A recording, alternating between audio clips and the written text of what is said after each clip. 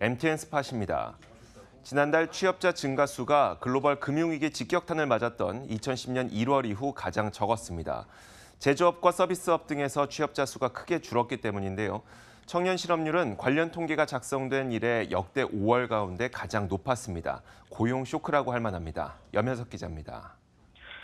통계청이 발표한 5월 고용 동향에 따르면 지난달 취업자 수는 지난해 같은 달보다 7만 2천 명 늘어나는 데 그쳤습니다.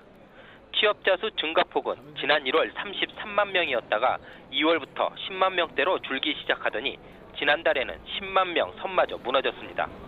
이는 금융위기 여파가 취업 시장에 남아있던 지난 2010년 1월 이후 8년 4개월 만에 최저 증가폭입니다. 고용 부진의 주된 원인은 자동차 등의 산업 구조조정 여파로 제조업 부분에서 일자리가 2% 가까이 줄었고 교육 서비스업과 도소매업 등 서비스 관련 업종의 일자리도 크게 감소했기 때문입니다. 구체적으로 살펴보면 교육 서비스업에서 9만 8천 명, 제조업 7만 9천 명, 도소매업 5만 9천 명이 줄었습니다. 고용 형태에 따른 취업자 증감도 편차가 컸습니다.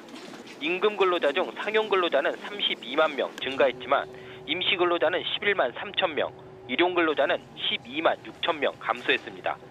취업자 증가폭이 8년 4개월 만에 최저치를 기록한 탓에 실업자 수는 1년 전보다 12만 6천 명 늘었습니다. 40대를 제외한 전 연령층에서 실업자 수가 증가했고 실업률은 1년 전보다 0.4%포인트 상승한 4%를 기록했습니다.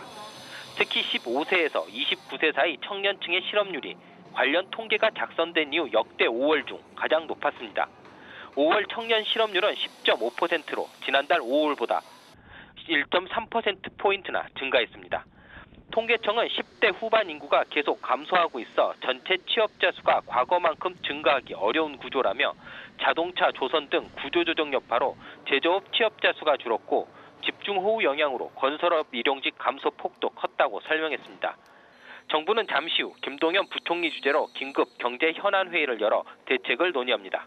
머니투데이 방송 염현석입니다.